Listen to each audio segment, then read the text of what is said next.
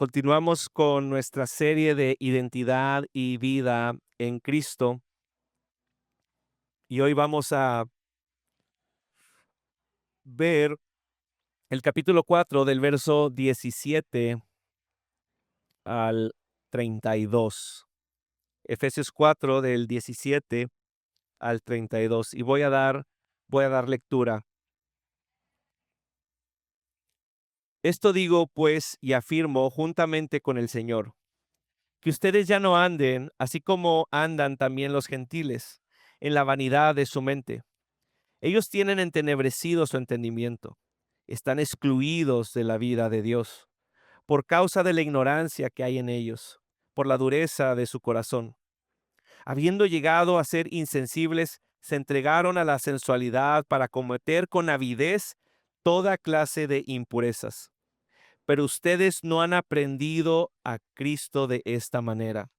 Si en verdad lo oyeron y han sido enseñados en Él, conforme a la verdad que hay en Jesús, que en cuanto a la anterior manera de vivir, ustedes se despojen del viejo hombre, que se corrompe según los deseos engañosos, y que sean renovados en el espíritu de su mente, y se vistan del nuevo hombre, el cual, en la semejanza de Dios, ha sido creado en la justicia y santidad de la verdad.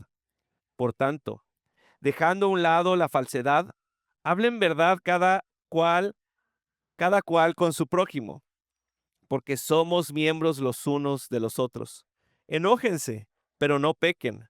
No se ponga el sol sobre su enojo, ni den oportunidad al diablo. El que roba, no robe más, sino más bien que trabaje, haciendo con sus manos lo que es bueno, a fin de que tengan que compartir con el que tiene necesidad. No salga de la boca de ustedes ninguna palabra mala, sino solo la que sea buena para edificación, según la necesidad del momento, para que imparta gracia a los que escuchan.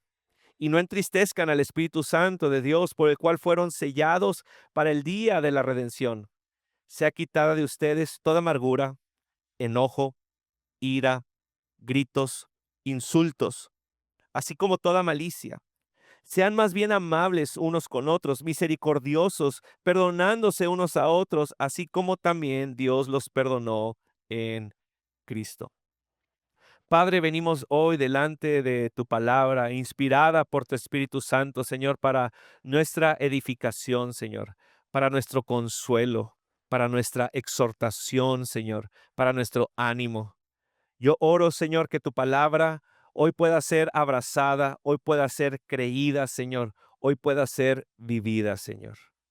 Padre, usa este tiempo, Señor, y usa tu palabra a pesar de mí. Que tu palabra, que es lo que hoy necesitamos, nos edifique. Te lo pido en el nombre de tu Hijo Jesucristo. Amén. Cuando vemos a alguien con uniforme, identificamos a esa persona con su profesión. Cuando yo digo bombero o piloto o policía o cuando yo digo enfermera, la imagen que se forma en nuestra mente es de una persona con su respectivo uniforme.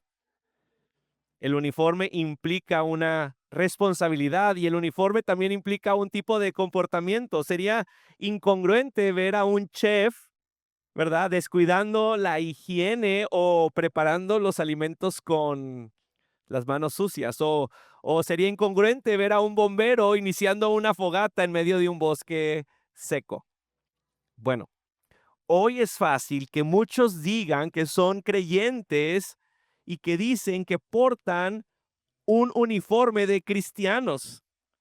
Ellos dicen que han sido transformados y que se han convertido a Cristo. Sin embargo, sus acciones, sus comportamientos, sus deseos, sus motivaciones no van de acuerdo a lo que ellos dicen creer, a lo que dicen profesar. Estos falsos convertidos piensan erróneamente que por haber seguido un protocolo, por haber nacido en alguna familia cristiana o por haber confesado alguna frase, son parte del pueblo de Dios, son portadores de un nuevo hombre. Bueno, en este texto, Pablo utiliza la ilustración de cómo el creyente tiene un uniforme. Este uniforme es el hombre nuevo. Y cómo el creyente se debe despojar del antiguo uniforme, el hombre viejo. Pablo les recuerda a los efesios que ellos son una nueva creación y es incongruente andar y comportarse como los no creyentes. Veremos instrucciones que Pablo les da a la iglesia de Éfeso, que son instrucciones también para nosotros el día de hoy. La gran idea que yo quiero presentarte en este texto es, Dios te hizo una nueva criatura, vive de acuerdo a esa identidad. Es decir, si Dios te ha hecho una nueva criatura, tú debes de vivir conforme a esa nueva identidad. No debes de vivir como el mundo vive o no debes de vivir como antes vivías. Dios te ha hecho una nueva creación, vive de acuerdo a esa identidad. Quiero que veamos la primera parte del texto, del verso 17 al 24. ¿Cuál es nuestra nueva identidad en Cristo? En estos versos, Pablo nos da otro, ustedes antes, pero ahora, que ya lo hemos visto en el capítulo 2, verso 1 al 10. Pero Pablo les recuerda a los creyentes qué era lo que caracterizaba su vida del verso 17 al 19, pero también les recuerda cuál es su estatus nuevo. Pero vemos aquí varias instrucciones que el apóstol les da que aplican para nosotros hoy en día. Y lo primero que él les dice es, no vivan como los gentiles, del verso 17 al 19. Ya no anden como también los gentiles. Vemos que Pablo hace una exhortación clara y directa. De hecho, él está diciendo, y con estas palabras inicia, ¿verdad? Esto digo. Pero lo que podemos ver aquí es que él la está respaldando con la autoridad divina. Esto digo, pues, y afirmo, ¿qué dice ahí el texto? Juntamente con el Señor. Pablo les está recordando a la iglesia de Éfeso que estas instrucciones son instrucciones apostólicas que tienen el respaldo de Jesús sobre ellos. Es decir, estas no son sugerencias.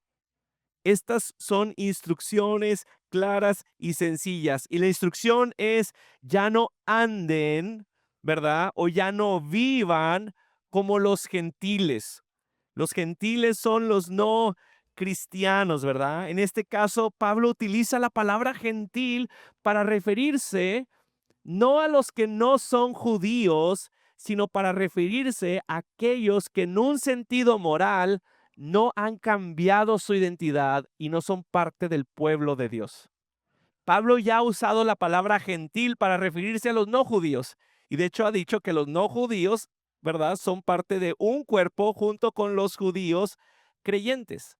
Pero ahora cuando Pablo habla de gentil, está hablando gentil en un sentido moral de aquellos que no son parte del pueblo de Dios. Y Pablo le dice, no anden como los gentiles, ya no vivan como los paganos, los que no son parte del pueblo de Dios. Y Pablo les recuerda en estos tres versos, 17 al 19, cómo vivían antes de ser creyentes los efesios. Y Pablo les dice, ustedes antes vivían como ellos. Sus mentes, su vida, su corazón, sus acciones estaban oscurecidas. Y esta es la realidad de toda persona antes de Cristo. El entendimiento, vemos aquí, de una persona que no se ha convertido es entenebrecido, es decir, no tiene claridad, no tiene luz, solo hay oscuridad.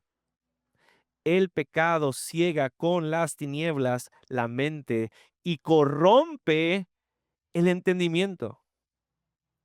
Lo que al mundo le parece lógico, a la luz del evangelio es ilógico y viceversa.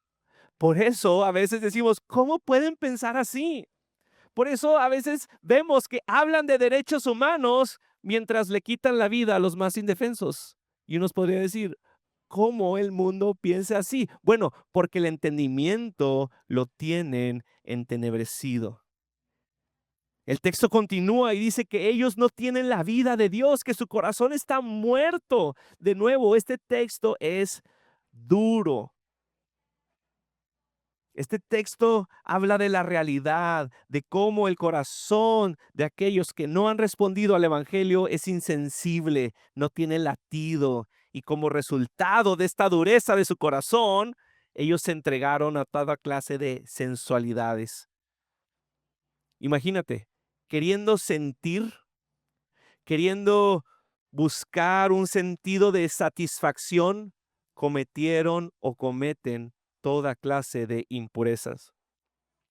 Pablo a los Efesios ya les había dicho cuál era la condición antes de recibir la gracia, pero Pablo lo vuelve a decir y les vuelve a recordar. Esta era su vida antes de Cristo. La vida anterior que Pablo describe para los Efesios también es la vida de toda persona que no ha respondido a la gracia en arrepentimiento y fe. La imagen que vemos aquí de alguien que vive en la vanidad de su mente, alguien que tiene su entendimiento ennegrecido, alguien que está excluido de la gracia de Dios, que es ignorante por la dureza de su corazón, insensible, que se ha entregado a la sensualidad para cometer con avidez toda clase de impurezas. Eso que Pablo está diciendo para los de Éfeso es igual para hoy aquellos que no han respondido a Cristo. La imagen de nuevo es muy oscura, pero es la realidad de cómo vive el mundo hoy. De nuevo, tenemos que reconocer que el mundo hoy niega la vanidad de su mente. De hecho, se jactan de su modernismo e independencia. De hecho, el mundo piensa que está viviendo la vida cuando en realidad están muertos, buscando sentir una llenura que nunca encuentran. Viven para sí mismos, entregándose a toda impureza. Sin Dios, toda persona está completamente muerta. Y ojo, esa era tu condición antes de Cristo. ¿La reconoces o te ofende? Si tú dices, bueno, sí, yo era malo, pero yo no era tan malo, no has entendido tu condición antes de Cristo. Cuando reconoces que esta era tu condición antes de Cristo, has entendido las buenas noticias de Jesús, que Él vino a morir por pecadores. Y no cualquier tipo de pecadores, pecadores pecaminosos, podríamos decir. Pero si te ofende y crees que no eras tan malo, tal vez, bueno, no tal vez, no has entendido tu condición vana, entenebrecida y sin vida, ignorante, terca, insensible e impura antes de Cristo. Si tú dices, es que yo no era tan pecador, entonces estás diciendo, realmente no necesitaba un Salvador. Hermanos, la Biblia es la que define nuestra condición antes de Cristo. Tal vez tú no te considerabas tan pecador, pero al venir a la palabra de Dios y ver la realidad, te das cuenta que sí eras así. Pero ¿sabes qué? Las buenas noticias es que Dios puede transformar a este tipo de pecadores por su gracia en sus hijos. Cuando somos nuevas criaturas transformados por Dios, entonces pensamos diferente. Respondemos a la verdad de una manera diferente y actuamos diferente a la cultura gentil o pagana, porque una criatura nueva vive de una manera diferente. En la segunda parte del verso 20 al 24, Pablo empieza a describir por qué no debemos vivir como los no cristianos. Y él describe el venir a Cristo con tres ilustraciones. Fíjense bien en el verso 20, él les dice, pero ustedes no han aprendido a Cristo de esta manera. Si en verdad lo oyeron y han sido enseñados en él, conforme a la verdad que hay en Jesús. Cuando venimos a Cristo, venimos a una educación centrada en Cristo. Pablo les recuerda cómo ellos han aprendido a Cristo, cómo han sido enseñados en Él conforme a la verdad que hay en Él. Es decir, cuando nosotros somos educados en Cristo, Cristo es el tema, Cristo es el maestro y Cristo es el contexto. Fíjate bien. El cristianismo se trata de Cristo, porque ustedes no han aprendido a Cristo de esta manera. Es decir, ya somos diferentes. ¿Cuál es el tema del cristianismo? Cristo. El cristiano ha aprendido a Cristo, la persona viva de Jesús. Pablo desea que si hay algún desenfocado ahí en la iglesia de Éfeso, entienda que él tiene que aprender a Cristo.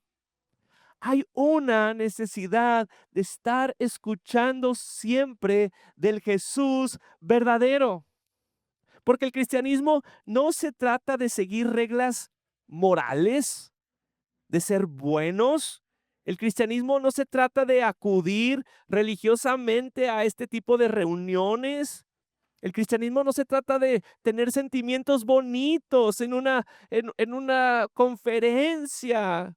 ¿Sí? O el cristianismo tampoco es creer en un Dios, hacer buenas cosas o conocer estadísticas de Jesús. El cristianismo es conocer a Jesús. Pero Pablo les dice, Cristo es el tema, pero Cristo también es el maestro. Fíjate bien lo que dice, si en verdad lo oyeron. Jesús es quien habla y el pueblo escuchamos. Jesús es el maestro y Pablo continúa y dice que también Jesús es el contexto y han sido enseñados en él. La enseñanza es en la persona viva de Cristo y todo lo que es Cristo, lo que nos enseña Cristo y aprendemos en Cristo es la verdad. Aquí lo dice. Pablo les empieza a describir a los efesios y dicen, miren lo que ahora son, han sido enseñados en Cristo, de Cristo, por Cristo y en Cristo. Pero Pablo continúa con sus ilustraciones, ¿verdad? Y hay una ilustración de quitar o poner. Pablo les indica que los cristianos deben despojarse, deben renovarse y deben vestirse.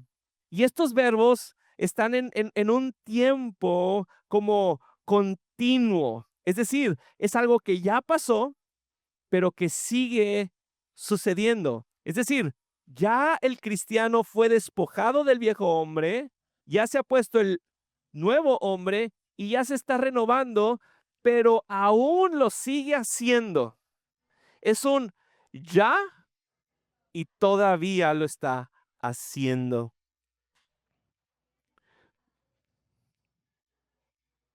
Quiero que veamos de nuevo la lucha entre el engaño y la verdad. El apóstol Pablo dice que el viejo hombre se corrompe según los deseos engañosos, pero dice que hemos sido educados en la verdad de Cristo. ¿Te fijas esta lucha constante? Hay deseos engañosos y estamos siendo educados en la verdad de Cristo. Cuando deseamos lo mismo que este mundo desea, estamos siendo engañados. Nuestros deseos, hermanos, deben de ser siempre a lo que verdaderamente satisface. Nuestros deseos deben estar en Cristo, nuestro Salvador. Así que Pablo les dice, ustedes están en una escuela, ustedes están en un revestimiento, pero también ustedes son una nueva creación, verso 23 y 24. Este nuevo hombre es creado, me gusta como el apóstol lo dice, en la semejanza de Dios. Y esta palabra semejanza de Dios es como cuando en Génesis vemos que Dios creó al hombre a su imagen y semejanza. Ahora el creyente es creación en Cristo, creado en justicia y santidad de la verdad. Esta es nuestra identidad en Cristo, hermanos. Hemos llegado a conocer a Cristo. Somos una nueva creación y nuestras mentes están siendo renovadas. Y por este cambio que Dios ha hecho en nosotros, tenemos la capacidad de vivir este tipo de vida.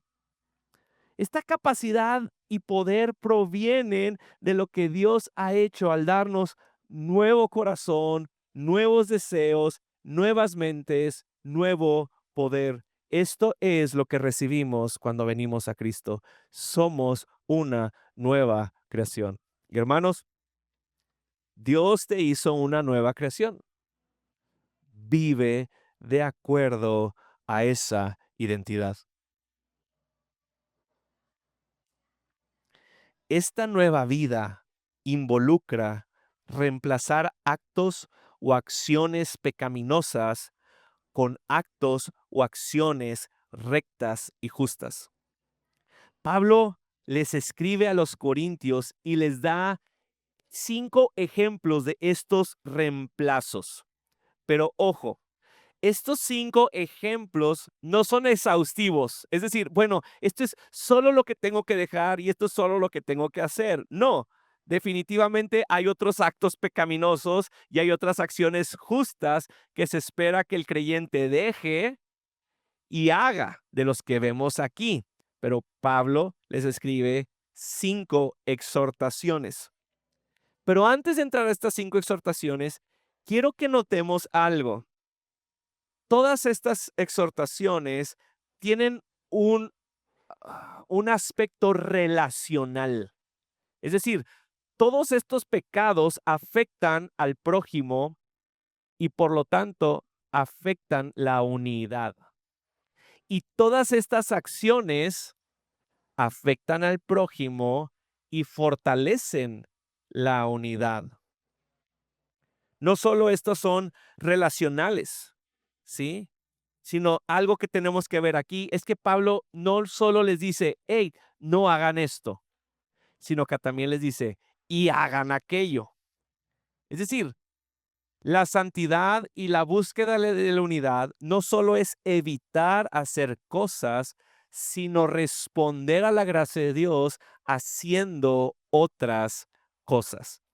Y también vamos a ver que Pablo da un respaldo teológico o doctrinal de por qué hacemos lo que hacemos. Y esto es bien importante, hermanos, porque cuando nosotros hacemos buenas acciones, estas buenas acciones son un fruto para Dios porque tienen una motivación y la motivación es glorificar a Dios.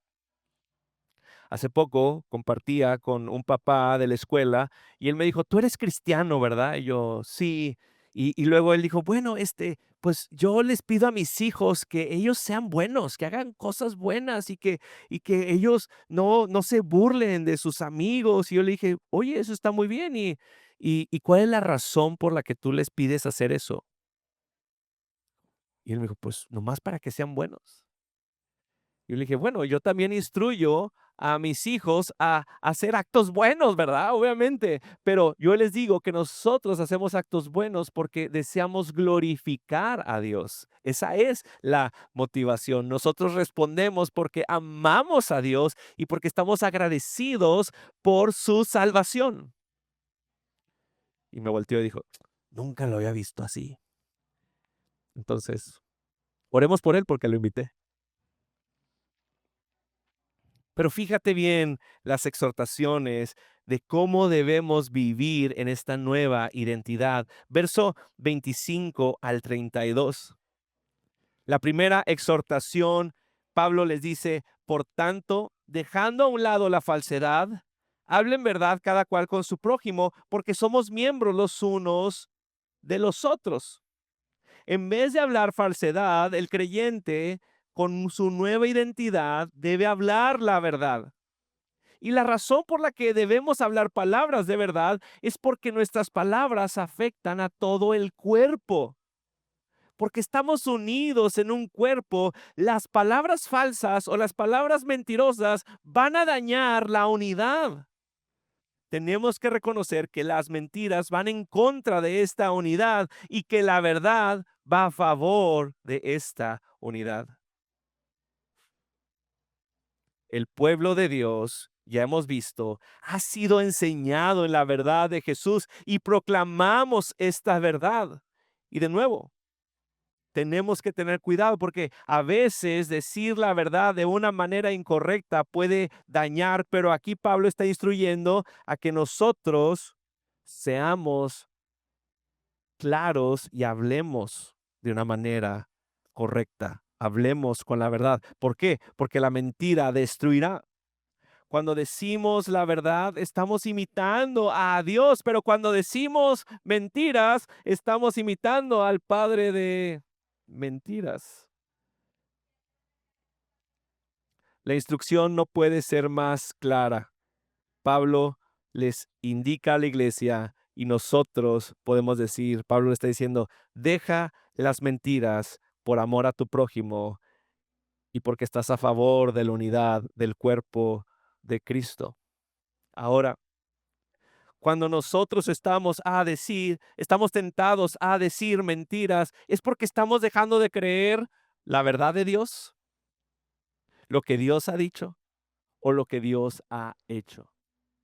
Cuando tú estés tentado a diluir una verdad, a torcer una verdad, recuerda que Dios nos ha pedido que hablemos la verdad por amor a nuestro prójimo. Porque la verdad, de nuevo, va a favor de la unidad y la mentira va a favor de la desunión. Pablo continúa y él les dice ahí en el verso 26, enójense, pero no pequen. No se ponga el sol sobre su enojo, ni den oportunidad al diablo. Aquí vemos que la palabra sí permite un tipo de enojo, lo que conocemos como un enojo santo o un enojo justo. Este enojo no es cuando dices, me enojé, pero no dije malas palabras. Ese no es el tipo de enojo permitido, ¿sí? Este enojo es una indignación justa en contra del pecado. ¿Se entiende esto? ¿Sí? Es como que, porque a veces decimos, sí, la palabra permite que me enoje, ¿verdad? Pero no estoy pecando. No, es una indignación justa en contra del pecado. Como cristianos sí podemos sentir esta indignación ante la injusticia. De hecho, cuando vemos que el mal parece prevalecer, debemos de indignarnos por lo que sucede. De hecho, no podemos ser indiferentes ante las injusticias. Debemos odiar lo que Dios odia. Debemos odiar y detestar el pecado. Tú dices, yo soy muy bueno para detestar el pecado externo. Bueno, inicia enojándote con el pecado interno. De hecho, vemos a Jesús con este tipo de enojo, indignación justa, cuando voltea las mesas en el templo o cuando ve el corazón endurecido de los líderes religiosos de su tiempo. Pero para mantener este enojo, Pablo da tres indicaciones. No pequen. Es decir, este enojo justo no da permiso para hacer berrinches, para buscar venganza o para deshonrar el nombre de Dios. La segunda indicación que Pablo da para este enojo es que no se ponga el sol sobre su enojo, es decir, que no dejemos que se quede o se asiente por mucho tiempo.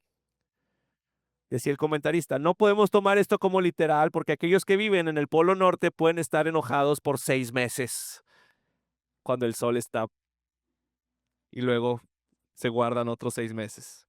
No, esto es, no dejes que se quede o se asiente este enojo justo por mucho tiempo, porque el enojo es peligroso y cuando se asienta te puede llevar a la amargura. Tengamos cuidado. No confíes en que permanecerá ese enojo justo en tu corazón caído por mucho tiempo.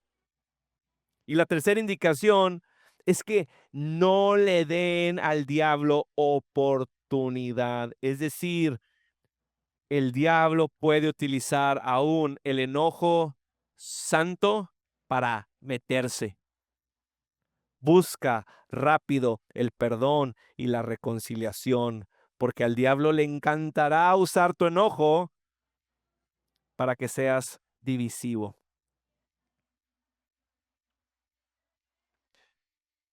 Cuando te enojes, pregúntate, ¿hay algo en lo que no estoy confiando en quién es Dios?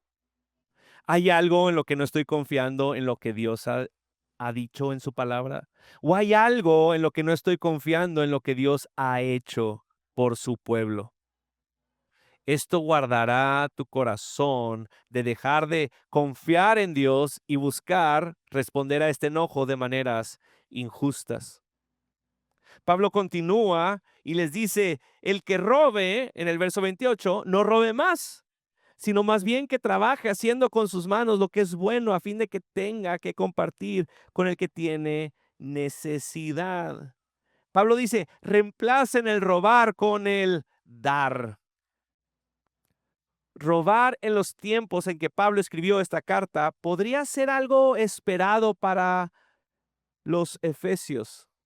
Pero el octavo mandamiento de no robarás seguía vigente para ellos como sigue siendo vigente para nosotros hoy también. El robo va en contra del diseño de Dios para el hombre. La instrucción es clara, el que roba no robe más.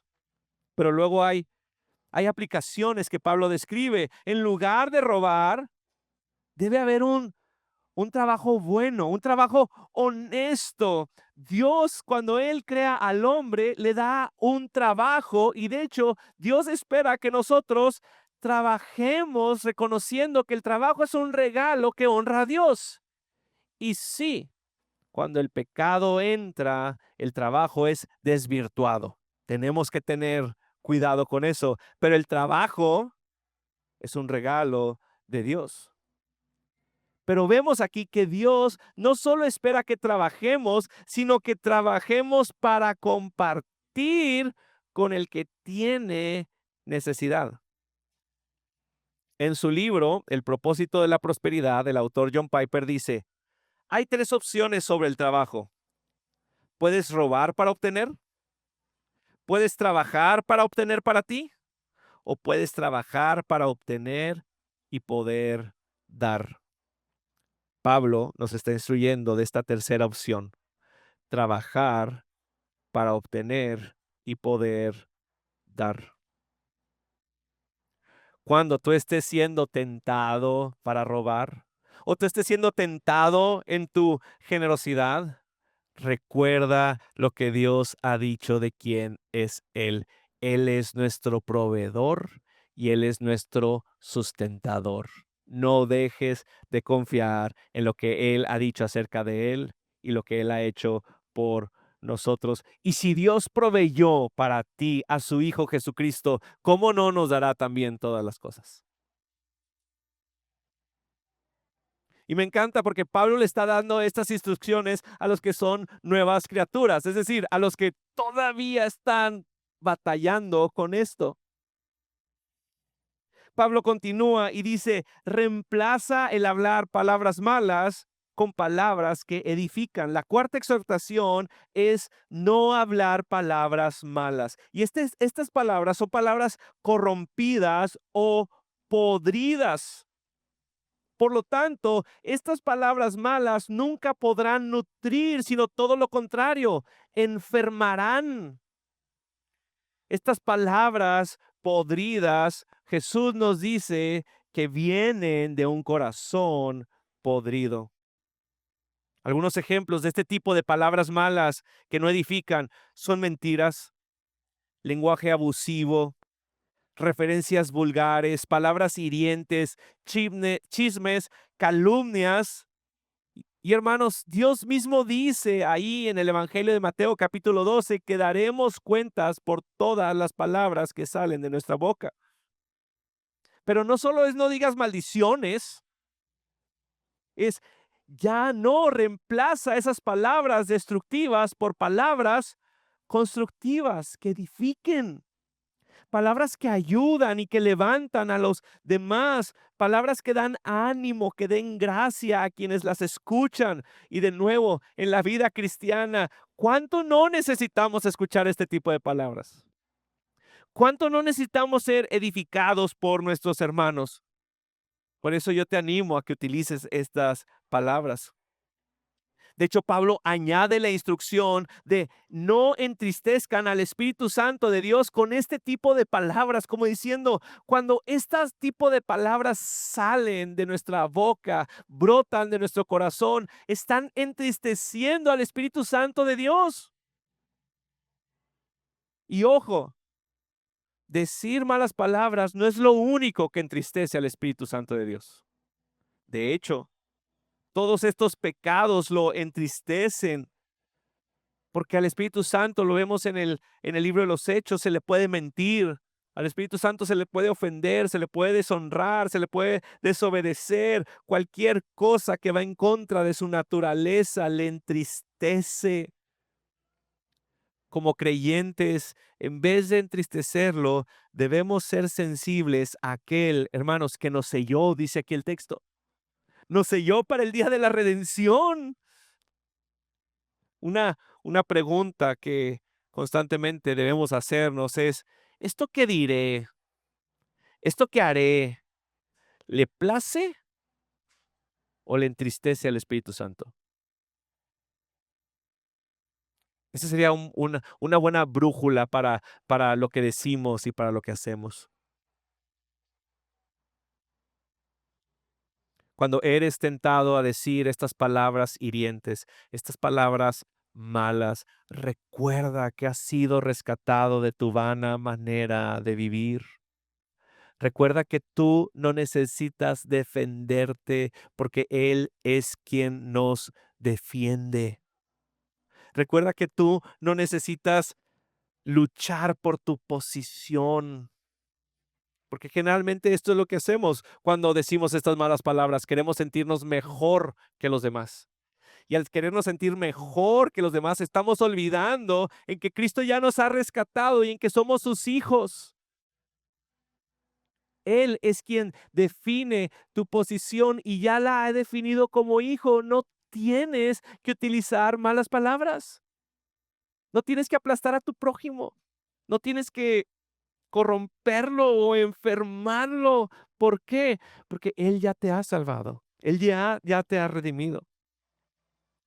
Y por último, Pablo da esta instrucción y dice, reemplacen la amargura con la amabilidad. Pablo escribe que sean quitada toda amargura, todo enojo, toda ira, todos gritos, todos insultos y malicia. Y en lugar de eso, seamos amables, misericordiosos y perdonadores. Qué hermoso es el cuerpo de Cristo que practica estas cualidades. Qué hermoso es el cuerpo de Cristo que es conocido por su amabilidad. Qué hermoso es el cuerpo de Cristo que es conocido por su misericordia. Qué hermoso es el cuerpo de Cristo que es conocido por su perdón. De hecho, en este texto vemos uno de los versos más poderosos en cuanto al perdón. Fíjate lo que dice el texto.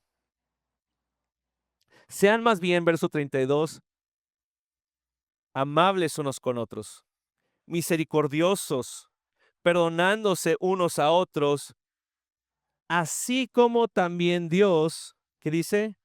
Los perdonó en Cristo. La implicación es directa. Si Jesús puede perdonarte, no hay algo en lo cual tú no puedas perdonar. Ojo, sí hay consecuencias por las acciones del pecado, pero los cristianos debemos de ser perdonadores.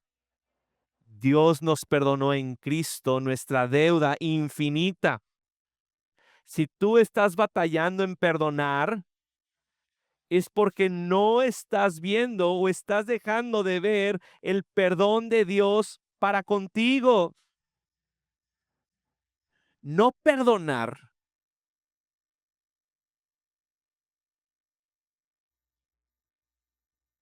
es no haber entendido o no apreciar el perdón de Dios. ¿Por qué el cristiano puede perdonar? Porque él ha entendido el perdón que ha recibido de Dios en Cristo.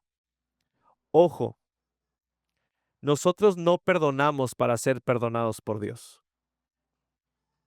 Como, como si Dios respondiera a nuestra bondad. Es al revés. Perdonamos porque hemos sido perdonados. Perdonamos porque respondemos a la bondad de Dios sobre nuestras vidas.